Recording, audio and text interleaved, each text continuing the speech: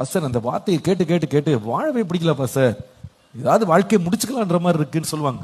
ஏன் அப்படி சொல்றாங்க அப்படின்னா, வார்த்தைகளுக்குள்ள என்ன இருக்கு? விஷம். ஒருவரை கொல்லக்கூடிய அளவுல, ஒருத்தரை டிப்ரெஸ் பண்ற அளவுக்கு மனதளவுல மன அழுத்தத்தை கொடுத்து அவங்க நம்பிக்கை இழக்க பண்ணி அவங்க போதுன்ற நிலைமைக்கு அவங்கள தள்ளக்கூடியதற்கு வார்த்தைகள் என்ன இருக்கு? விஷம் இருக்கு. கர்த்தர் இப்படிப்பட்ட வார்த்தைகள் நம்முடைய வீடுகளுக்குள்ள குடும்பங்களுக்குள்ள வராதபடிக்கு கர்த்தர் கிருபையாக நமக்கு என்ன செய்யணும்? இரக்கம் பாராட்ட வேண்டும். என் வார்த்தைகளால யாரையும் நான் என்ன செய்திடக்கூடாதுன்னா, நான் வந்து கெடுத்துடக்கூடாது, அழிச்சிடக்கூடாது. நம்ம வார்த்தைகள் எப்படி இருக்கணும்னா, ஒன்றுமே இல்லாதவங்களை நாம வந்து உயிர்ப்பித்து எழுப்பி நிறுத்தி உற்சாகப்படுத்தி அவர்களை ஒரு ஆளாக்கி அவங்கள வந்து தூக்கி நிறுத்துகிற உற்சாக வார்த்தையா இருக்கணும்.